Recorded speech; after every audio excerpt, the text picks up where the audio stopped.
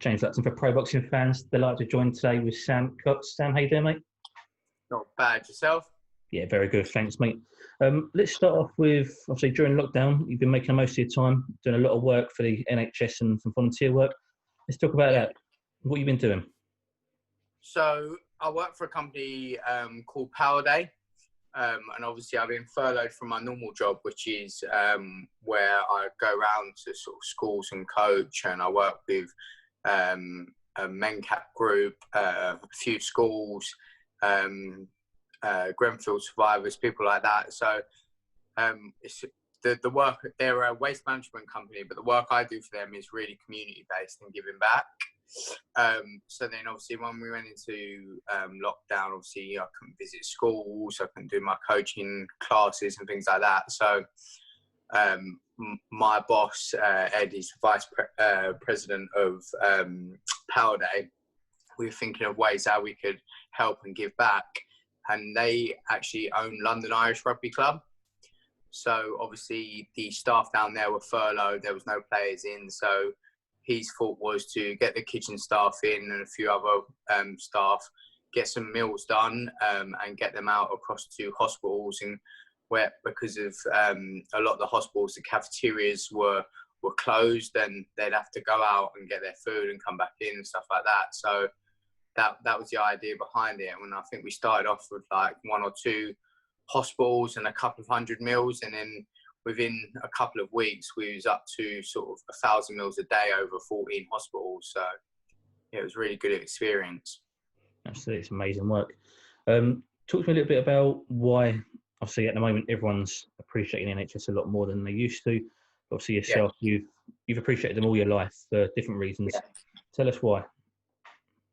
Main reason was from a young kid I had a growth hormone deficiency. So that meant I didn't grow how I was supposed to grow. So I was on growth hormone. I was an outpatient at the Whittington Hospital for about 8 years, and under Great Ormond Street as well. And my case was quite severe. Like at the age of 15, I think I was 3'7". I was like the average size of a 6-year-old. So they've done a lot for me. I'm not massive now. I'm 5'6", but at least I'm near enough average. You know what I mean? So without them, I don't know where I'd be. Do you know what I mean? I'd probably be sort of 4 foot, and I wouldn't be boxing. And yeah, my life would be a lot different place. So I've got a lot to thank them for. And also, obviously, my mum was under the Whittington as well when she had cancer, which the district nurses actually they have a hub just around the corner from my house, and my cousin got in touch with me and said, "Oh, my friend works for they're called Gillings Health," and she was like, "They need meals," and this was when I was already delivering them.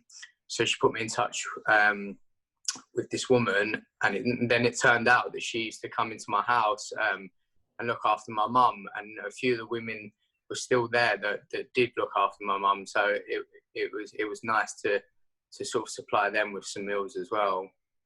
Absolutely. And how rewarding has it been for yourself to be able to, although it's just a small gesture, it's still giving back in a big way? Oh, it's amazing. Like I just like this pandemic, this era, what we're going through is unprecedented, and I don't think people will ever see it in another 2, 3, 4 lifetimes. You know what I mean? So it's going to be something that goes down in history and spoke about and taught about. And just to look back myself when I'm older and think like, what did I do when this happened? Do you know what I mean?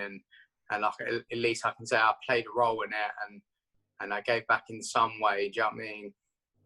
Absolutely. You mentioned you do a bit of work with the Grenfell survivors, Grenfell Unite, I believe is what it's called. Obviously, this week was the anniversary of the Grenfell disaster. Talk about your role in that and what you do for Grenfell. Well, it was mainly because we Power Day itself renovated the gym in Grenfell Tower. They were on the 4th floor, the boxing gym, Dow Youth. And obviously when the fire happened, obviously they had no more boxing gym. We literally just renovated it. I think it was probably less than 6 months before the fire. And then we sourced them another gym with DIY SOS were part of it as well. And we got them a nice new gym just around the corner. And the council obviously wanted the gym to be used in a community-based way as well, not just for the boxing. So they got me involved where I worked with the school next door, bringing some of the kids in to work with myself, coaching, discipline and training. And also Grenfell United got in touch with us, and we was doing sort of a couple of sessions a week with them. Also just stopping and having a chat with them, just like taking time, because at the end of the day, sometimes they're dealing with counsellors or the council and stuff like that, and they're getting asked the same questions, and I just kind of, I like to end the session and just have a chat to them as a normal person, and I think they really respected that, just to have a normal conversation and just a bit of normality, really. And if they wanted to speak about anything, they could. And some of the stories, really, they were like, I could not imagine what they went through. It was terrible, really. Absolutely. So I want to touch on, you mentioned obviously when you were younger, you had the growth deficiency hormone. Yeah. How did that, or has it affected your boxing at all when you were younger? It massively affected my boxing when I was young, because I started boxing at the age of 6, and I was in and around gyms at the age of 6, but you can't box until you're 11.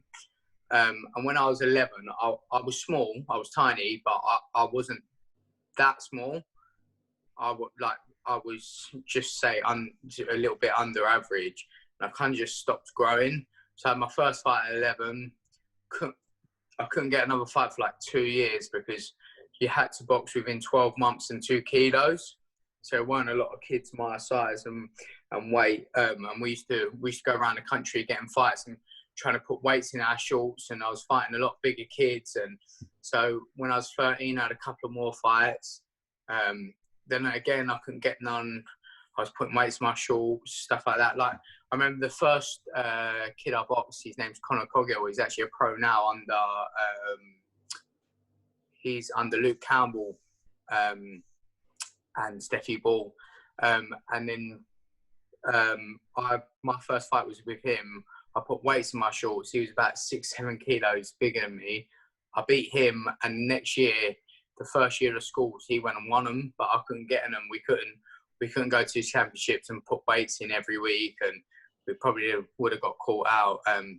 So my amateur experience is pretty limited because of my size. It wasn't until I got to about 16, 17, I shot up a bit, and I could get in the championships, and I made 2 national finals. And I would say I probably would have won the national finals. I lost both, so I was ranked 2nd in the country in 2 different weights from sort of 17 and 18. But I was boxing kids that had 60, 70 fights, internationals, on the GB squad. And at the time, I think I had about 13, 14 fights. So it was always the first couple of rounds that I lost, because it was like that nervousness of being on such a big stage, and where these kids have been there time and time and time again. So, yeah, it did affect me a lot as an amateur, but I think when I turned pro, it was like a new lease of life. Obviously, I'm sort of a normal-ish height now. I'm in a good weight division. I can box regularly. I've got great sparring, and I've really seen my game really change, and I've come on leaps and bounds, really. You mentioned there you sort of, it took you a couple of rounds to get into it. Do you feel you're always more suited to the pro game because of that? Yeah, like even when I spar, sometimes it takes me about 4 rounds to get warmed up. And like when you box these little 4-rounders, it's like you get warmed up and it's like, oh, it's finished now. Like I remember when I boxed at the O2, it was like, because that was such a big occasion, it was like I just got warmed up in the 4th round, and it was like, it's over now. And it's like, oh God, like I wish I had a couple more just to show sort of what more I was made of. But yeah, I think as the rounds go on and we get these title fights, I think you'll see the best in me in these late rounds. I've got a good engine, and I like to think I've got a good heart. So when it gets nitty and gritty, I think boxers will find out what I'm about. Absolutely. And You was set to fight on the Josh Kelly, David Evanesian show. Obviously, the pandemic's put a stop to that. But Yeah. how big an opportunity would that have been for you? It would have been great because it would have been my second time at the O2. And like I said, the first time was it was a bit like having the debut all over again, because it was like this new big platform. You want to impress, you want to look good. Everything's new, like even the change room, like everything's completely different. So where I was going back there, I thought, right, well, this is my time now. I've done this before. It's sort of, it'd be like second nature to me, and I could really perform from the off. So I was actually really gutted that we couldn't pull this one off, but there's always next time. That's it. I mean, talk to me about the, obviously the size of the shows that you say you've there once at the O2. How different in terms of pressure is it compared to your York halls? Do you know what? The pressure is more from the publicity side. So you get a lot more publicity because it's a bigger show. You've got a lot more bigger people there watching. But sort of the pressure when you walk out of York Hall, I can't explain it. I sell good tickets, so I've got like 200-300 of my own fans, and they all normally go at the balcony, and like there's nowhere to hide. Literally, you walk out, and it's just like everybody's on top of you. When you get in that ring, everybody can see everything. Whereas at the O2, it felt like, and even when it was packed, it felt like people were miles away. So it was like you could get away with getting it with a shot, and no one would pretty much see it. Do you know what I mean? Whereas like the York Hall is so highlighted. It's two different pressures. I'd say it's more sort of media based pressure on the beer show. Do you have in the back of your mind during camp and things like that for a show at the O2? Do you think if I perform well here, I could get myself a big sponsor, or I could get myself back to my next matchroom show? And yeah, that's always the main sort of thing in your head, is like, can we get signed? Can we get sponsorship? Because that's always the hardest part of this job. But I think I've just got to tick along. Once I get that title, once I get some titles behind me and really start pushing on, I've got a good fan base behind me. So I can't see them two things being an issue. It's just riding it out. And listen, there's no easy route to success. You know what I mean? It's just put your foot down and grind until you get there. And look, I'm one of them people. I know in my heart that I'm good enough to make it, but I'm one of them people. If I give something 110% and it doesn't work out, then I've got no regrets in my heart. I know I'll give it everything. And obviously the bonus will be that it pays off. But if it doesn't, I can walk away from it and say, do you know what? I gave it everything. I've got no excuses.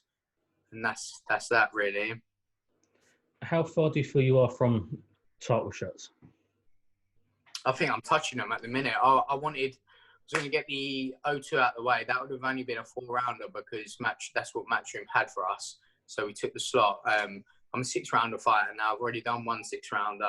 I kind of wanted a longer, like a 6 or an 8, and then fight straight for a title. With this pandemic that's happened, the only thing I can do now is sort of chase a Southern area title fight or an English title fight for a TV show on a big promotion.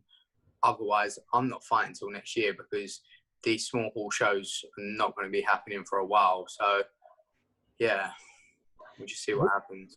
What sort of position does that put you in? I mean, how much can you influence the show you're on next, or is that down to your management?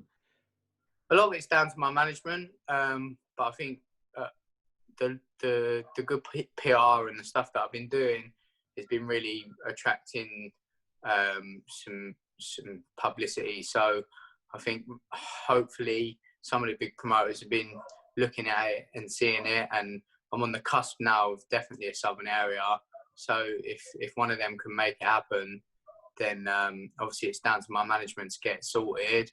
But I'm just hoping that the stuff that I've done, like, I believe in karma, so what comes around goes around. So hopefully the good I've done sort of comes back into my favour, do you know what I mean, and puts me in a good position. Absolutely. Do you feel the fact you've already been on a Matchroom show and you're scheduled to be on a second, does that give you a bit of an advantage as well to get on a bigger show? Yeah, I think it always. I think obviously some of these fighters that haven't and they've just boxed at small hall shows. Obviously, Matchroom don't really know who they are. Obviously, I've been there. I was obviously meant to be on one. Obviously, Matchroom have got to put their fighters in priority. But if they've got a slot and they've got to fill it, then hopefully they'll be thinking about my name. And you're with manager Steve Goodwin, isn't he? He obviously has got Ramez Mahmood on a Frank Warren show fighting Chris Bourke. So he's already shown that he can get his fighters. Obviously, he's a title holder, so that obviously helps him out as well. Yeah, cool. But does that fill you a bit of confidence that he can get you on this show as well? Yeah, of course. If he can get me a title shot, the tricky thing is the guy who's got the southern area is with Mo Pryor, which is another small hall promoter. So it's not actually with Warren or someone like that. So it's a bit harder to organise that. It's just whether sort of someone like Warren or Matchroom want to put that if they need a title slot filled, maybe that can happen. But yeah, we'll see. But Ramez, I know well. I spar him. He's a couple of weights above me, but we do a lot of rounds, me and Ramez. And also Chris, I went to college with. So I know them both really well. So I'm quite looking forward to that one. I'm going to sit on the fence. Absolutely. Just going back to when you first got onto the Matchroom show, how much involvement did you have? Was it all Steve Goodwin in your team, or did you meet Eddie? Did you meet anyone over there, any of his representatives at all? No, it was more just obviously Goodwin getting the slot for us. Obviously, I met all the Matchroom people and the team down there, and I want to say, like, being on their show, like the way they run it, they're so professional. The people behind the scenes are very nice. If you've got a question, you can literally drop them a text. It's that formal, and it's such a nice promotion to be a part. They couldn't help me out enough. So absolutely. And just finally, talk to me a bit about your British title aspirations. We know every fighter wants a British title. How bad do you want that? How far away is that for you? For me, the British title is, say, like my world title, and then anything from there will be a bonus. And I think when you get to that sort of spot at my weight, the sky's your limit. So I'm desperate to win that in my career. Obviously, we're not going to rush ourselves. We're going to wait for the right opportunity and obviously work our way there. But I would say maximum, without this pandemic, I'd say we're a year to 18 months away from it. But obviously this pandemic sort of slowed us down a bit. So probably no longer than 2 years away from a British title fight. You mentioned the pandemic's put everyone on hold and put everyone back a bit. I actually spoke to Mo Pryor at the start of the pandemic. He believes a lot of small hall fighters will just retire because a lot of them will work full time like yourself, and financially you just can't not box. Yeah, I can see a lot of that happening. Especially if you're in sort of not a great position, or you've had maybe a loss, or you're not sort of getting to where you want to be.